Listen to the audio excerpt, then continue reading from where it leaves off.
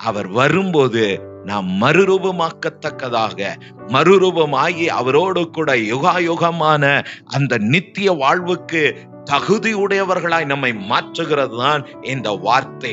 நாம் கிறிஸ்துவிலே நம்முடைய இருதயத்தை அலைப்பாய்கிற அலைமோதுகிற இல்லைன்னா நம்மளை அலசடிப்படுத்துகிற இந்த காரியத்தினின்று நாம் விடுதலையாக வேதம் நமக்கு கற்றுக் கொடுக்கிறது. உங்கள் இருதயத்தை கிறிஸ்துவுக்குள் ஸ்திரப்படுத்துங்கள் என்று.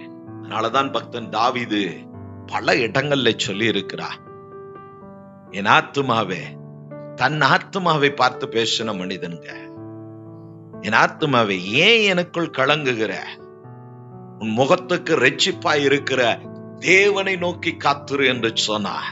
அங்கே ஊழியர்கள் இல்லை அவர்களை திடப்படுத்த. தீர்க்கதரிசிகள் இடத்துல போனால் அவர்கள் எச்சரிப்பார்கள், இல்லையென்றால் கர்த்தருடைய வார்த்தையை ஆலோசனை சொல்லுவார்கள்.